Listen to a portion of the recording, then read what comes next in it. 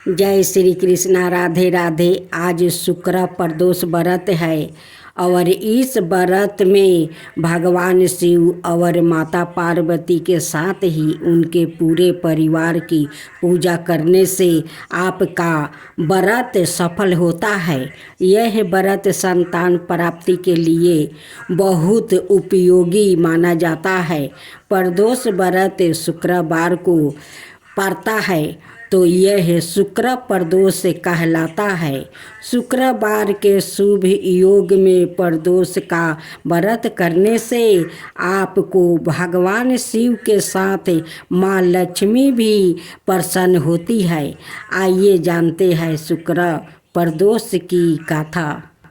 आज प्रदोष व्रत के साथ शुक्रवार का संयोग बना है, इसलिए इसे शुक्र प्रदोष व्रत कहते हैं। शुक्र प्रदोष व्रत का महत्व शास्त्रों में बहुत ही खास बताया गया है। प्रदोष व्रत में भगवान शिव और माता पार्वती की पूजा की जाती है। यह व्रत संतान प्राप्ति के लिए बहुत ही असरदार माना जाता है। सच्चे मन से इस दिन शिव परिवार की पूजा करने से व्रती को संतान सुख की प्राप्ति होती है। व्रत करने वाले को शुक्र प्रदोष की कथा का पाठ करना जरूरी होता है, तभी इस व्रत का संपूर्ण फल प्राप्ति होता है। शुक्रवार के दिन जब भी त्रयोदशी तिथि का संयोग बनता है तब शुक्र प्रदोष व्रत लगता है। शुक्र प्रदोष व्रत के साथ चतुर्दशी तिथि का भी संयोग बन जाता है तो यह और भी उत्तम होता है। शुक्र प्रदोष व्रत के संयोग में पुराणों में वर्णित शुक्र प्रदोष व्रत की कथा का जो भक्त श्रद्धापूर्वक पाठ करता है। सूत जी बोले, प्राचीन काल की बात है, एक नगर में 3 मित्र रहते थे। तीनों में ही निष्ठा मित्रता थी। उसमें एक राजा का बेटा, दूसरा ब्राह्मण पुत्र, तीसरा सेठ पुत्र था। राजकुमार और ब्राह्मण पुत्र का विवाह हो चुका था। सेठ पुत्र का विवाह के बाद गौना नहीं हुआ था। एक दिन तीनों मित्र आपस में स्त्रियों की चर्चा कर रहे थे। ब्राह्मण पुत्र ने नारियों की प्रशंसा करते हुए कहा, नारीहीन घर भूतों का डेरा होता है। सेठ पुत्र ने यह वचन सुनकर अपनी पत्नी को लाने का तुरंत निश्चय किया। सेठ पुत्र अपने घर गया और अपने माता पिता को अपना निश्चय बताया। उन्होंने बेटे से कहा कि शुक्र देवता डूबे हुए हैं। इन दिनों बहू बेटियों को उनके घर से विदा कराकर लाना शुभ नहीं। अतः शुक्रदाय के बाद तुम अपनी पत्नी को विदा करा लाना। सेठ पुत्र अपनी जिद से हट से मस नहीं हुआ और अपनी ससुराल जा पहुंचा। सास ससुर को उसके इरादे का पता चला। उन्होंने उसको समझाने की कोशिश की किंतु वो नहीं माना। अतः उन्हें बेबस हो अपनी कन्या को विदा करना पड़ा। ससुराल से विदा होकर पति पत्नी नगर से बाहर निकले ही थे कि उनकी बैलगाड़ी का पहिया टूट गया और एक बैल की टांग टूट गई।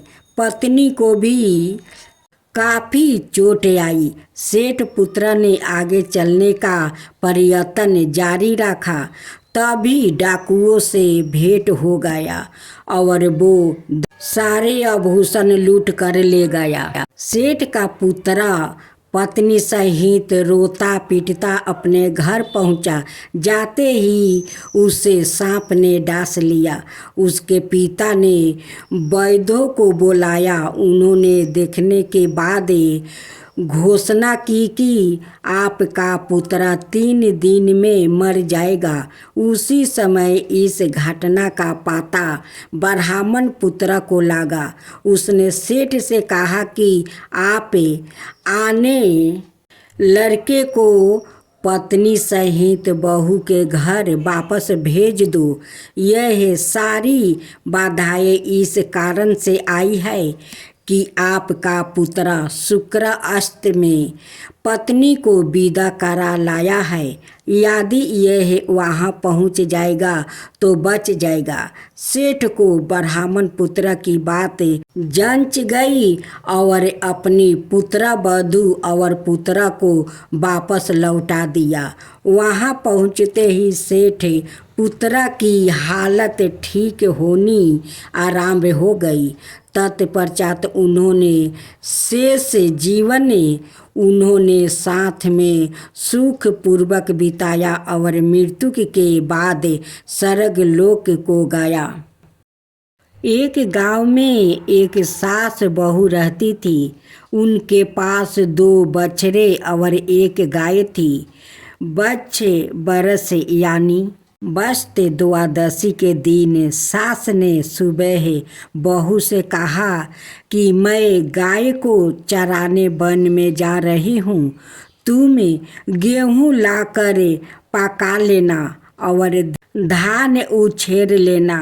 बहू किसी काम में बेबस थी और सास की पूरी बात समझ नहीं पाई। उसे लगा कि सास ने कहा है कि जो बछड़े हैं गेहूँला और धेनुला उनको पका लेना। पहले यह बहू को ठीक नहीं लगा, लेकिन फिर उसने सोचा कि सास की बात नहीं मानेगी तो सास नाराज हो जाएगी।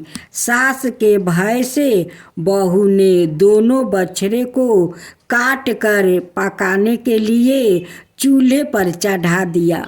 इतने में सास वन से गाय को जल्दी से चरा कर ले आई, क्योंकि बच्चे बारस का पर्व था। सास के लौटने पर बहू ने कहा कि बछड़े और आगे कुछ बोलना चाहती।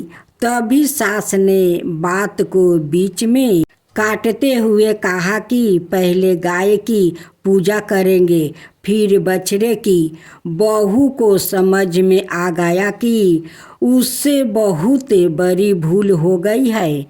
वो घबरा गई और भगवान से अपनी भूल के लिए क्षमा मांगने लगी और कहने लगी कि हे भगवान, मेरी लाज रखो, मुझे क्षमा करो। भगवान को बहू की भोलापन और सच्ची प्रार्थना पर दया आ गई और बछड़े जीवित होकर हंडी से निकल बाहर आ गया।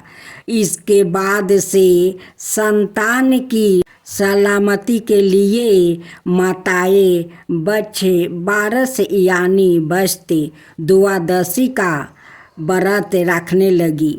अब दूसरा द्वादशी बस्ते द्वादशी साहूकार की।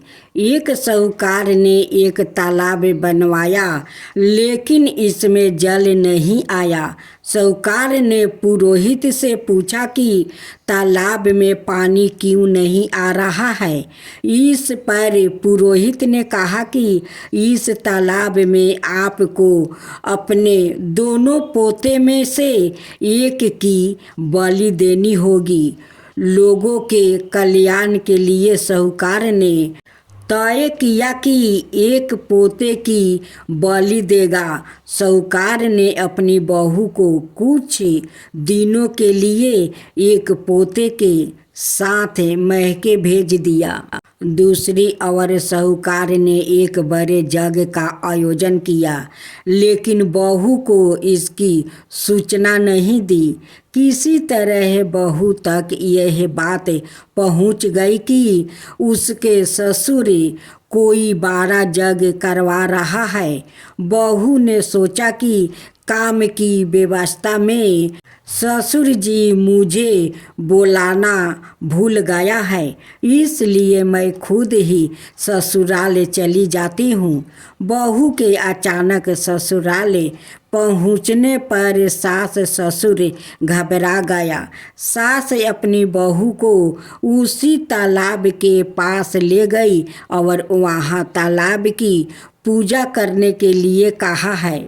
बहू ने पूछा कि उसके बेटा कहाँ है। सास ने कहा कि बच्चे आ जाएंगे, तुम पहले पूजा तो करो। इधर सास मन ही मन घबराई हुई थी। उस दिन बच्चे बारस का दिन था। सास ने मन ही मन भगवान से प्रार्थना की, हे भगवान मेरे लाज रख लो। दूसरी और तालाब की पूजा के बाद बहू ने अपने दोनों बेटों बच्छराज और हंसराज दोनों को पुकारा। बहू ने देखा कि उसके दोनों बेटा कीचड़ में सने हुए आ रहे हैं। तब सास ने सारी बातें बता दी। बच्छराज बस्ते द्वादशी पर से जीवित लौट आया। कृष्णा राधे राधे। आज आप सुनेंगे शुक्रवार की व्रत कथा।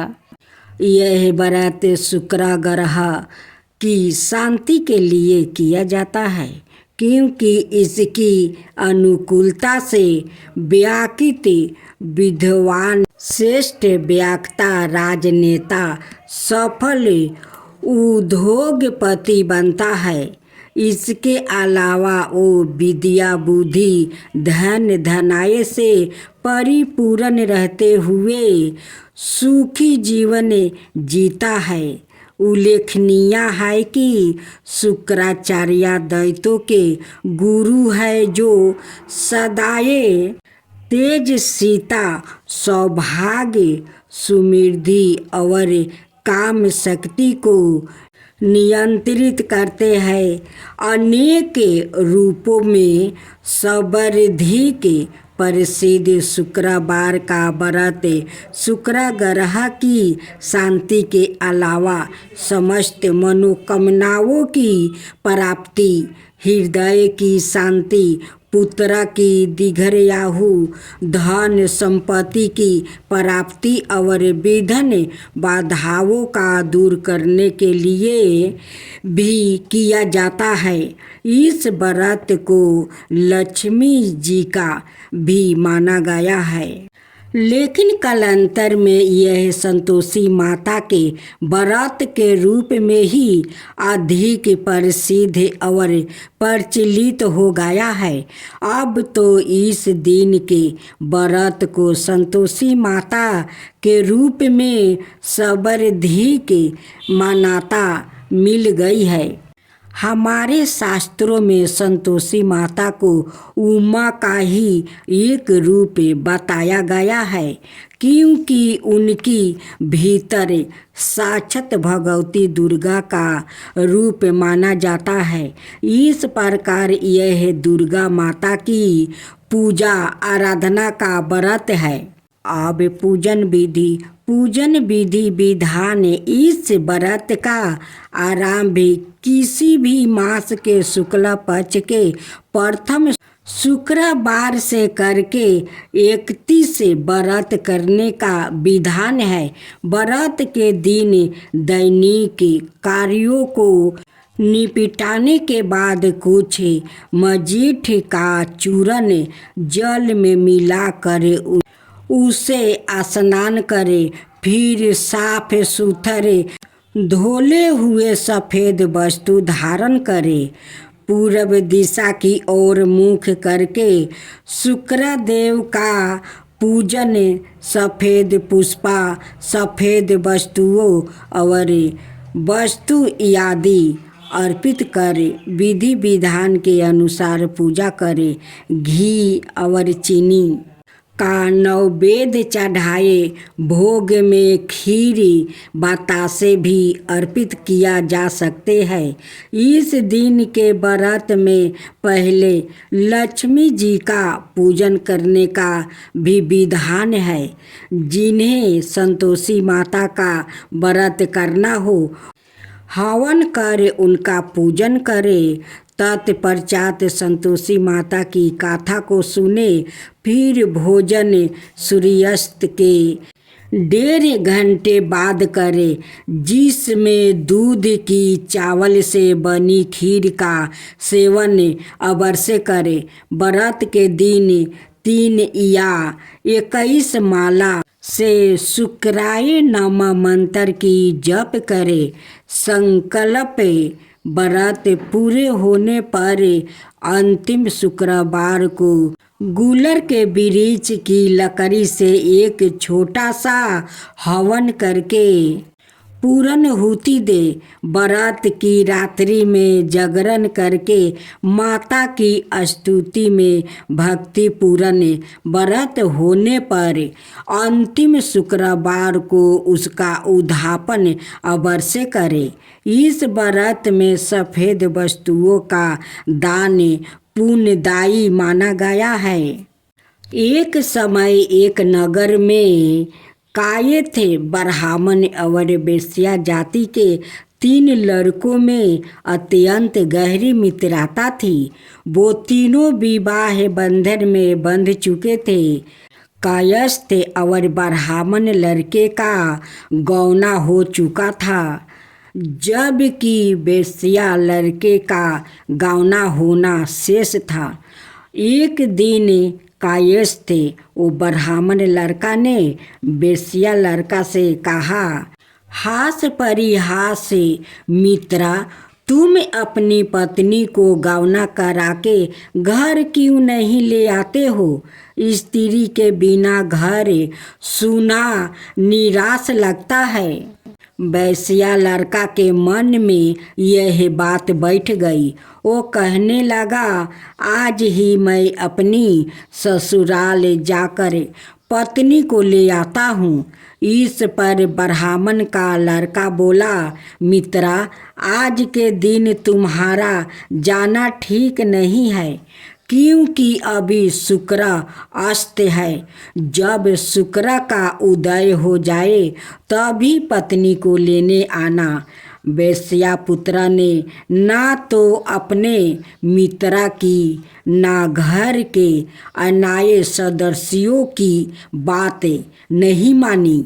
अपने जिद स्वभाव के कारण पत्नी को लेने चल गया। ससुराल पहुंचकर उसने बताया कि वो अपनी पत्नी को लेने आया है, अत उसकी विदाई कर दे।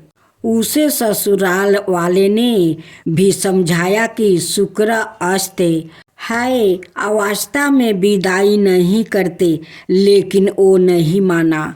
पत्नी को लेकर जब वो थोड़ी दूर रथ पर चला तो उसका एक पहिया टूट गया। उसके पश्चात बैल का एक पैर टूट गया, जिसके कारण वो बैठ गया और पत्नी को गिरने से चोट लग गई। फिर वो किसी प्रकार पैदल चलने लगे तो डाकुओं से सामना हो गया। उन्होंने उनका पूरा धन जेवरात आभूषण लूट लिया। इस तरह अनेक कष्टों को झेलते हुए वो घर पहुंचा तो वहाँ उस वेश्या पुत्र को सांप ने काट लिया, जिससे वो मूर्छित हो गया। यह देख उसकी पत्नी करुणा सवार में विलाप करने लगी। वैद्य ने लक्षणों को देखकर बताया कि इसकी मृत्यु के 3 दिन में हो जाएगी। जब यह सब बातें उसके मित्रों को पता चली तब ब्राह्मण मित्र ने कहा कि सनातन धर्म की परंपरा के अनुसार जब शुक्र अस्त होता है तब कोई अपनी पत्नी को नहीं लाता है, लेकिन इसने हद करके ऐसा किया। उसी के कारण यह सब विघ्न बाधाएं उत्पन्न हुई है। इसलिए तुम दोनों वापस ससुराल जाकर शुक्र उदय होने पर वहाँ से निकलो तो यह सब कष्ट बाधाएं दूर हो सकती है। यह सुनकर उन दोनों को वापस ससुराल पहुँचने की व्यवस्था की गई। वहाँ पहुँचते ही वेश्यापुत्र की आंखें खुल गई और थोड़े उपचार के बाद वो साप विष से मुक्त होकर स्वस्थ हो गया। सास ससुर ने प्रसन्नता पूर्वक अपने दामाद और पुत्री को शुक्र के उदय होने के पश्चात विदा किया। अपने घर लौट कर वो पति पत्नी आनंद पूर्वक जीवन व्यतीत करने लगे। इस प्रकार जो कोई शुक्रवार के व्रत को करता है उसके सारे विघ्न कष्ट दूर हो जाते हैं। गणेश विनायक जी की कथा। एक गांव में माँ बेटी रहती थी। एक दिन वो अपनी माँ से कहने लगी कि गांव के सब लोग गणेश मेला देखने जा रहा है, मैं भी मेला देखने जाऊंगी। माँ ने कहा कि वहाँ बहुत भीड़ होगी, कहीं गिर जाएगी तो चोट लगेगी। लड़की ने माँ की बात नहीं सुनी और मेला देखने चल पड़ी। माँ ने जाने से पहले बेटी को 2 लड्डू दिया और 1 बाल्टी में पानी दिया। माँ ने कहा कि 1 लड्डू तो गणेश जी को खिला देना और थोड़ा पानी पिला देना, दूसरा लड्डू तुम खा लेना और बच्चा पानी भी पी लेना। लड़की मेले में चली गई। मेला खत्म होने पर सभी गांव आलो वापस आ गया, लेकिन लड़की वापस नहीं आई। लड़की मेले में गणेश जी के पास बैठ गई और कहने लगी कि 1 लड्डू और पानी गणेश जी तुम्हारे लिए और 1 लड्डू और बाकी बचा पानी मेरे लिए। इस तरह कहते कहते सारी रात बीत गई। गणेश जी यह देखकर सोचने लगे कि अगर मैंने यह 1 लड्डू और पानी नहीं पिया तो यह अपने घर नहीं जाएगी। यह सोचकर गणेश जी एक लड़के के भेष में आया और उससे 1 लड्डू लेकर खा लिया और साथ ही थोड़ा पानी भी पी लिया। फिर वो कहने लगे कि भागो, तुम क्या मांगती हो? लड़की मन में सोचने लगी कि क्या मांगूं, अन्न मांगूं या धन मांगूं या अपने लिए अच्छा वर मांगूं या खेत मांगूं या महल मांगूं। वो मन में सोच रही थी तो गणेश जी उसके मन की बात को जान गए। वो लड़की से बोले कि तुम अपने घर जाओ और तुमने जो भी मन में सोचा है वो सब तुम्हें मिलेगा। लड़की घर जब पहुंची तो माँ ने पूछा कि इतनी देर कैसे हो गई? बेटी ने कहा कि आपने जैसा कहा था मैंने वैसा ही किया है और देखते ही देखते जो भी लड़की ने सोचा था वो सब कुछ हो गया। अब आप सुनेंगे लक्ष्मी जी की व्रत कथा। एक गांव में एक साहूकार रहता है। साहूकार के एक बेटी थी। वो हर रोज पीपल सींचने जाती है। पीपल के वृक्ष में से लक्ष्मी जी प्रकट होती है और चली जाती है। एक दिन लक्ष्मी जी ने साहूकार की बेटी से कहा, तू मेरी सहेली बन जा। तब लड़की ने कहा कि मैं अपने पिता से पूछकर कल आऊंगी। साहूकार की बेटी ने घर जाकर अपने पिता को सारी बात बता दिया। तब उसके पिताजी बोले, वो तो लक्ष्मी जी है, अपने को और क्या चाहिए, तू लक्ष्मी जी की सहेली बन जा। दूसरे दिन वो लड़की फिर गई। तब लक्ष्मी जी पीपल के पेड़ से निकल कर आई और कहा, सहेली बन जा। तो लड़की ने कहा, बन जाऊंगी, और दोनों सहेली बन गई। लक्ष्मी जी ने उसको खाने का न्योता दिया। घर आकर लड़की ने माँ बाप को कहा कि मेरी सहेली ने मुझे खाने का न्योता दिया है। तब बाप ने कहा कि सहेली के जिमाने जाइयो, पर घर को संभाल कर जाना।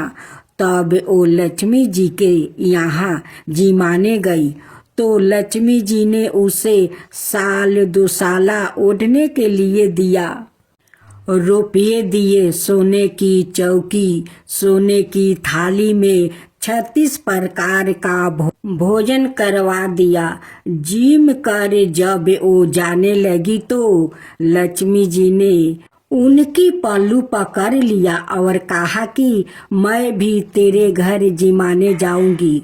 तो उसने कहा, आ जाइए। वो घर जाकर चुपचाप बैठ गई। तब बाप ने पूछा कि बेटी, सहेली के यहाँ जिम कर आ गई और तू उदास क्यों बैठी है? तो उसने कहा, पिताजी, मेरे को लक्ष्मी जी ने इतना दिया, अनेक प्रकार के भोजन करवाया, परंतु मैं कैसे जिमाऊंगी? अपने घर में तो कुछ भी नहीं है। तब उसके पिता ने कहा कि गोबर मिट्टी से चौका लगाकर घर की सफाई कर लो, 4 मुख वाली दिया जलाकर लक्ष्मी जी का नाम लेकर रसोई में बैठ जाना। लड़की सफाई करके लड्डू लेकर बैठ गई। उसी समय एक रानी नहा रही थी। उसका 9 लाखा हार चील उठा कर ले गई और उसके घर वहाँ 9 लाखा हार डाल गई और उसका लड्डू ले गई। बाद में वो हार को तोड़कर बाजार में बेचने गई और सामान लाने लगी तो सोनार ने पूछा कि क्या चाहिए?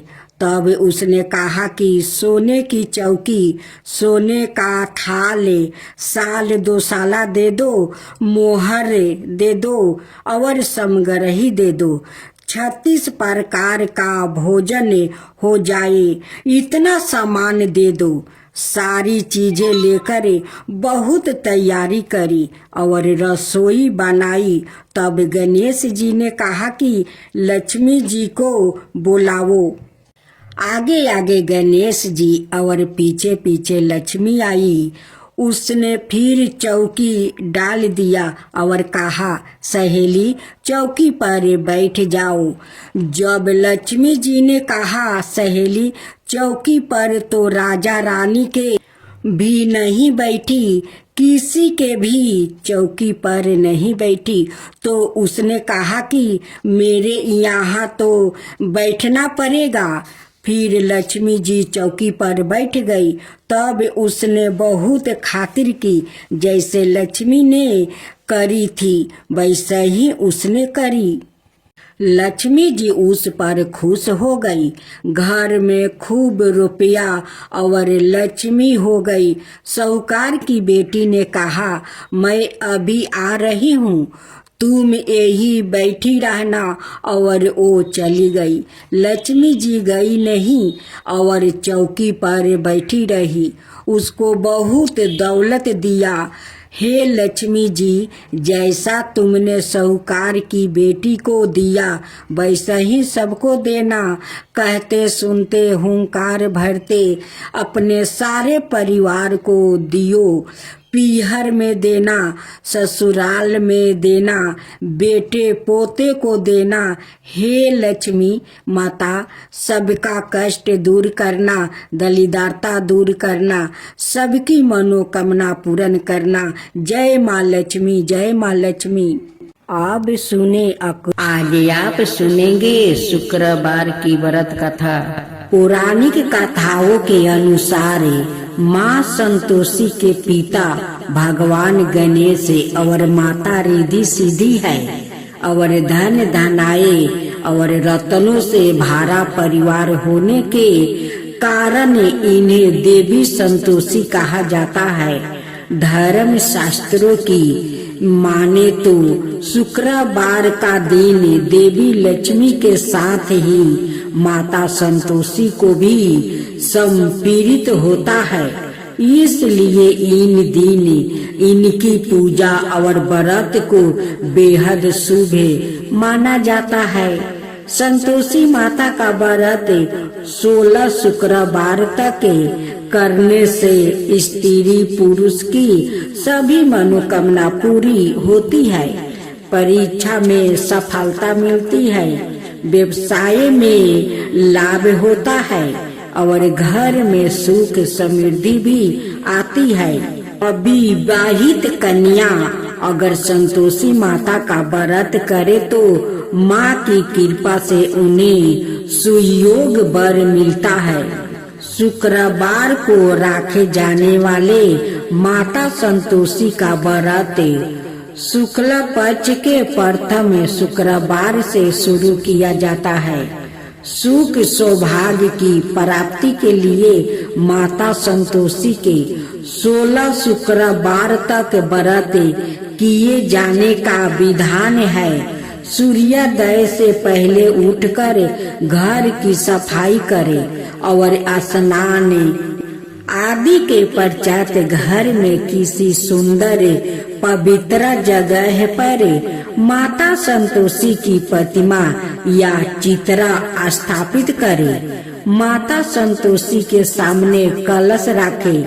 कलश के ऊपर कटोरी में गुड़ और चने रखें। संतोषी माता के सामने घी का दीपक जलाए।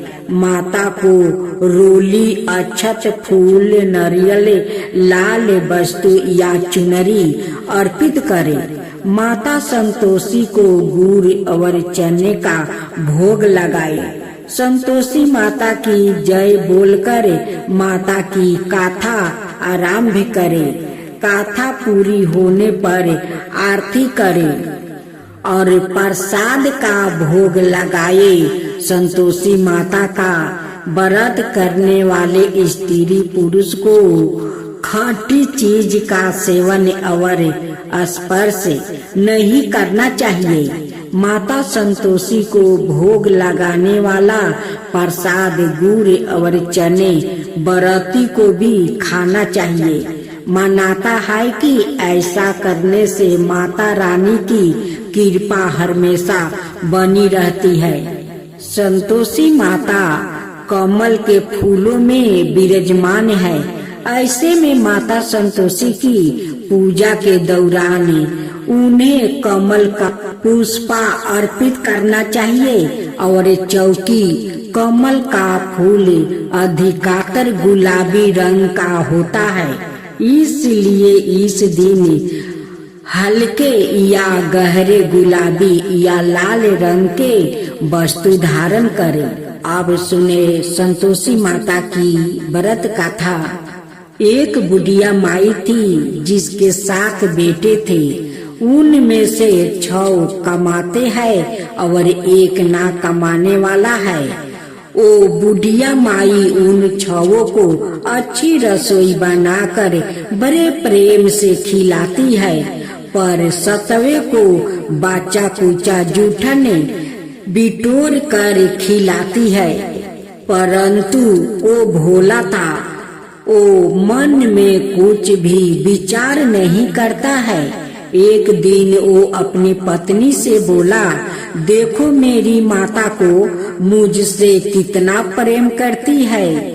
उसने कहा, हाँ तुम्हें तो सभी की जूठन जो खिलाती है, फिर भी तुम उसको बड़ाई करते हो। बीरू अपना पत्नी को बात को विश्वास नहीं करता है। वो कहती है, मेरी बात को विश्वास नहीं है तो चाहो तो तुम समय आने पर देख सकते हो। एक दिन बहुत बड़ा त्योहार आया। बुढ़िया माई ने 7 प्रकार का भोजन बनाई और चूरमे के लड्डू बनाई। 7वां लड़का यह बात जांचने के लिए सिर दुखाने का बहाना करके पतला कपड़ा ओढ़कर वो सो गया और देखने लगा। माँ ने उनको बहुत अच्छे आसनों पर बैठाई और 7 प्रकार के भोजन और लड्डू परोसी। वो उन्हें बड़े प्रेम से खिलाती रही। जब वो 6 उठ गया तो माँ ने उनकी थालियों से जूठन इकट्ठी की और उनसे एक लड्डू बनाई। फिर वो 7वें लड़के से बोली, आओ रे बीरू खा ले। वो बोला, माँ मैं भोजन नहीं करूँगा, मैं तो परदेश जा रहा हूँ। माँ ने कहा, कल जाता है तो आज ही चला जा। वो घर से निकल गया। चलते समय उसे अपनी पत्नी की याद आ गई, जो गौशाले में कंधे थाप रही थी। वो बोला, हम विदेश को जा रहे हैं। पत्नी बोली, स्वामी अपना कुछ चिन्हासी दे जाइए। बीरू बोला कि मेरे पास तो देने के लिए कुछ नहीं है, ये मेरी अंगूठी है, इसे अपना पास रख लो और तुम अपना चिन्हासी मुझे दे दो। कहती है कि स्वामी मेरे पास तो कुछ नहीं है देने के लिए, ये गोबर भरा हाथ है। वो दोनों हाथ उनकी पीठ पर छापा लगा देती है। अब बीरू परदेश चला जाता है। चलते समय वो दूर देश में पहुंच गया। वो एक व्यापारी की दुकान पर जाकर बोला, भैया मुझे नौकरी पर रख लो। व्यापारी को नौकर की जरूरत थी। अत बोला, तनख्वाह काम देख कर देंगे, तुम रह जाओ। वो सवेरे 7 बजे से रात की 12 बजे तक नौकरी करने लगा।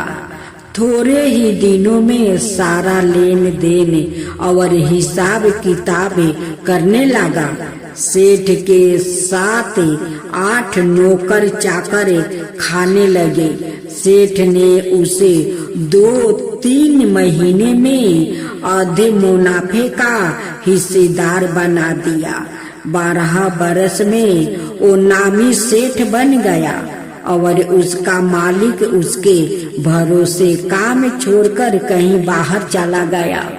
उधर उसकी औरत को सास और जेठानियां 12 कष्ट देने लगी।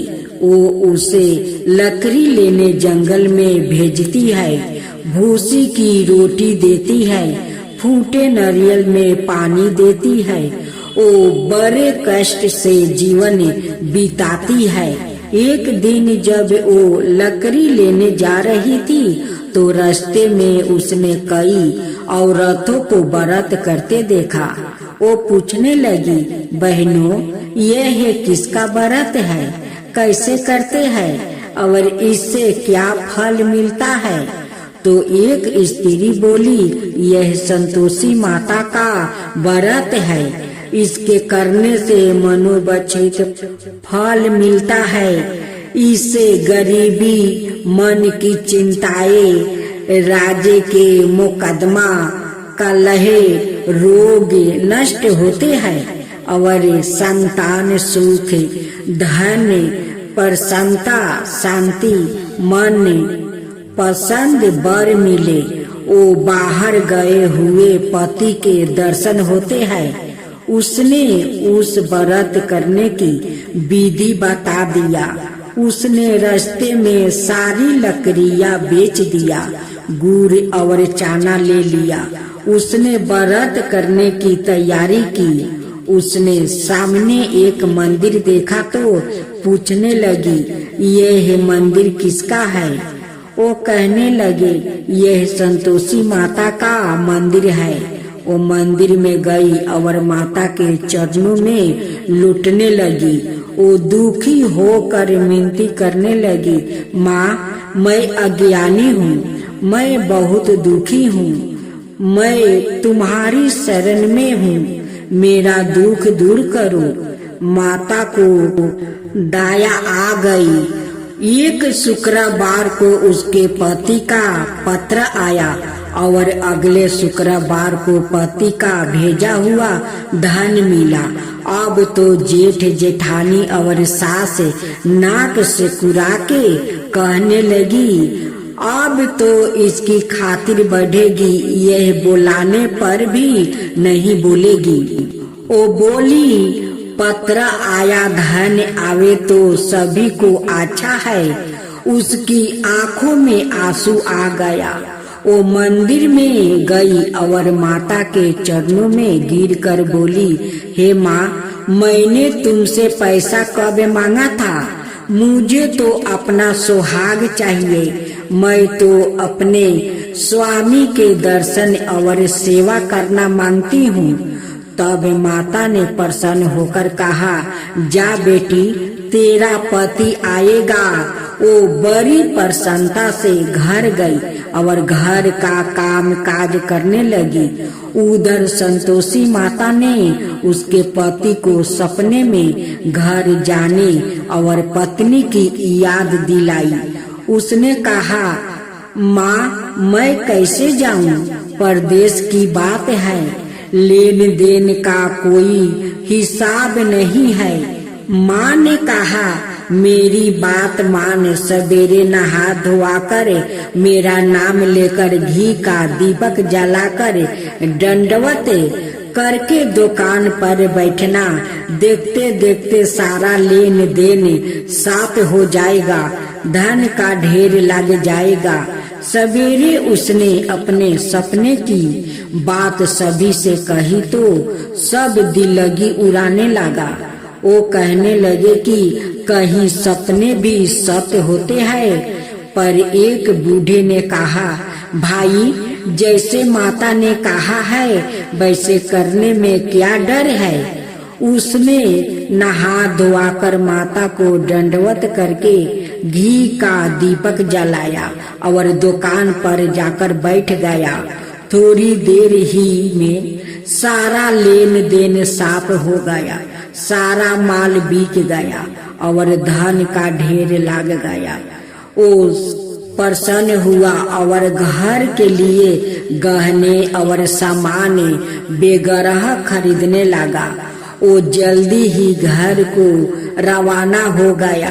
उधर बेचारी उसकी पत्नी रोज लकड़ियाँ लेने जाती है और रोज संतोषी माता की सेवा करती है। उसने माता से पूछा, हे माँ, यह धूल कैसी उड़ रही है? माता ने कहा, तेरा पति आ रहा है, तू लकड़ियाँ के 3 बोझा बना ले, एक नदी के किनारे रख दे, एक यहाँ रख और तीसरा अपने सिर पर रख ले। तेरे पति के दिल में उस लकड़ियाँ के गट्ठर को देखकर मोह पैदा होगा। जब वो यहाँ रोक कर नाश्ता पानी करके घर जाएगा, तब तू लकड़ियाँ उठाकर घर जाना और चौके के बीच में गट्ठर डालकर जोर जोर से 3 आवाज लगाना, सासू जी, लकड़ियों का गूठा लो, भूसी की रोटी दो और नारियल के खोपरे में पानी दो। आज मेहमान कौन आया है? इसने माँ के चरण छुआ और उसके कहे अनुसार सारा कार्य किया। वो तीसरा गट्ठर लेकर घर गई और चौखट में डालकर कहने लगी, सासू जी लकड़ियों का गूठर लो, भूसी की रोटी दो, नारियल का खोपड़ी में पानी दो, आज मेहमान कौन आया है। यह सुनकर सास बाहर आकर कपट भरे वचनों से उसके दिए हुए कष्टों को भुलाने लगी। कहने लगी, बेटी तेरा पति आया है, मीठा भात और भोजन कर और गहने कपड़े पहने। अपनी माँ के ऐसा वचन सुनकर उसका पति बाहर आया और अपनी पत्नी के हाथ में औंठी देखा। औंठी देखकर व्याकुल हो उठा। उसने पूछा, यह कौन है। माँ ने कहा, ये तेरी पत्नी है, आज 12 बरस से हो गया, ये दिन भर घूमती फिरती है, काम काज करती नहीं है, तुझे देख कर नखरे करती है। वो बोला, ठीक है, मैंने तुझे और इसे देख लिया है, अब मुझे दूसरे घर की चाबी दे दो, मैं उसमें रहूंगा। माँ ने कहा, ठीक है, जैसी तेरी मर्जी। और उसने चाबियों का गुच्छा पटक दिया। उसने अपना सामान तीसरी घर के रख दिया। एक ही दिन में वो राजा के समान ठाठ बाट वाले बन गया। इतने में अगला शुक्रवार आया। बहू ने अपनी पति से कहा, मुझे संतोषी माता के व्रत का उद्यापन करना है। वो बोला, बहुत अच्छा, खुशी से कर लो। जल्दी ही उद्यापन की तैयारी करने लगी। उसने जेठानी के लड़कों को भोजन के लिए कहा। उन्होंने मना लिया। पीछे से जेठानिया ने अपने बच्चों को सिखा दिया कि तुम खटाई मांगना, जिससे उसका उद्यापन पूरा ना हो। लड़कों ने भोजन कर लिया। करने के बाद खटाई मांगी। बहू कहने लगी, भाई खटाई किसी को नहीं दी जाएगी, यह तो संतोषी माता का प्रसाद है। लड़के खड़े हो गया और बोले, पैसा लाओ। वो भोली कुछ ना समझ सकी, उन माँ का क्या भेद है। उसने पैसा दे दिया और वो इमली की खटाई मांगकर खाने लगा। इस पर संतोषी माता ने उस पर रुष्ट हो गई। राजा के दूत उसके पति को पकड़ कर ले गया। वो बेचारी खरी दुखी हुई और रोती हुई माता जी के मंदिर में गई और उनके चरणों में गिरकर कहने लगी, हे माता, यह क्या किया। हंसा कर अब तुम मुझे क्यों रुलाने लगी। माता बोली, पुत्री, मुझे दुख है कि तुमने अभिमान करके मेरा व्रत तोड़ा है और इतनी जल्दी सब बातें भुला दिया है।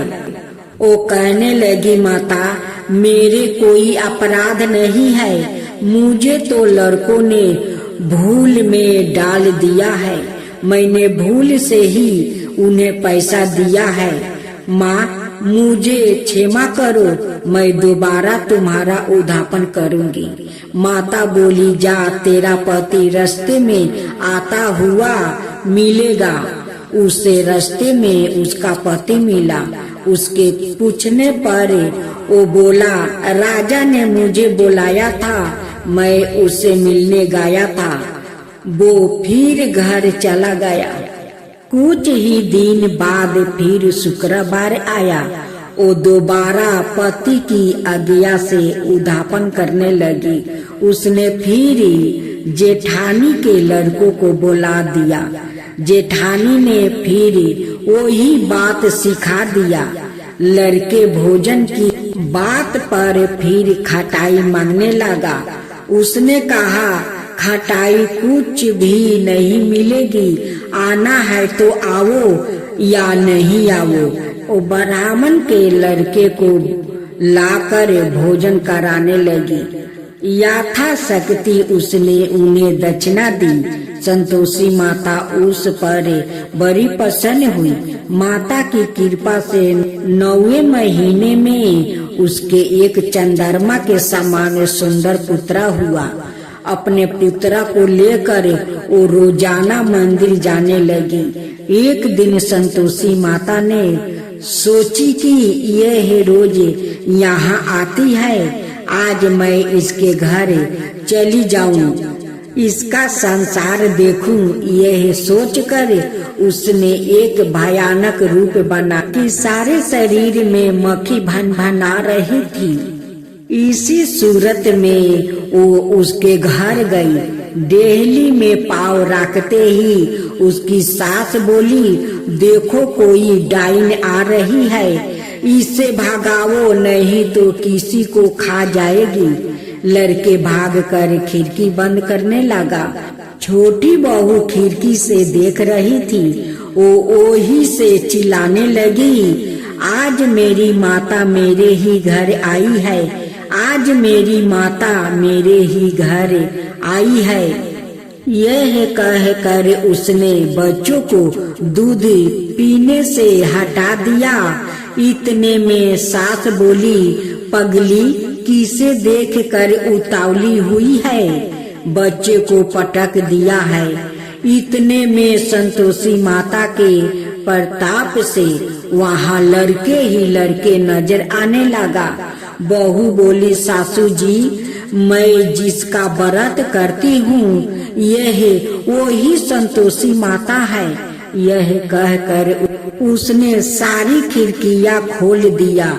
सबने संतोषी माता के चरण पकड़ लिया और मिनती करने लगी, हे माता हम मूर्ख है, अज्ञानी है, पापनी है, तुम्हारे व्रत की विधि हम नहीं जानती। तुम्हारा व्रत भंग कर हमने बहुत बड़ा अपराध किया है। हे जगत माता आप हमारा अपराध क्षमा करो। इस पर माता उन पर प्रसन्न हुई। बहू को जैसे फल दिया। कृष्णा मैं तो आरती उतारू रे संतोषी माता की, मैं तो आरती उतारू रे संतोषी माता की। जय जय संतोषी माता, जय जय माँ, जय जय संतोषी माता, जय जय माँ। बड़ी ममता है, बड़ा प्यारी माँ की आँखों में, बड़ी ममता है, बड़ा प्यारी माँ की आँखों में, बड़ी करुणा माया दुलारी माँ की आँखों में, बड़ी करुणा माया दुलारी माँ की आँखों में। क्यों ना देखूं मैं बारी माँ की आँखों में, क्यों ना देखूं मैं बारी माँ की आँखों में। दिखे हर घड़ी, दिखे हर घड़ी नया चमत्कारी माँ की आँखों में, देखे हर घड़ी नया चमत्कारी माँ की आँखों में। नित्र करूँ झूम झूम झूम झुमा झूम झूम बाकी निहारू रे, बाकी निहारू रे। मैं तो आरती, मैं तो आरती उतारू रे संतोषी माता की, मैं तो आरती उतारू रे संतोषी माता की। जय जय संतोषी माता, जय जय माँ, जय जय संतोषी माता, जय जय माँ। सदा करके पुकारी माँ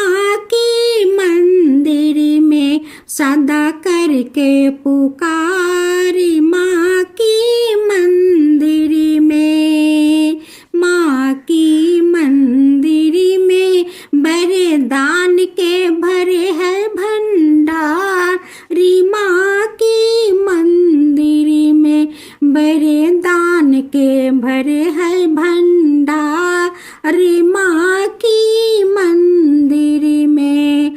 धूप करो दीप करो प्रेम सहित भक्ति करो जीवन सुधारो रे। धूप करो दीप करो प्रेम सहित भक्ति करो जीवन सुधारो रे। प्यारा प्यारा जीवन सुधारो रे। मैं तो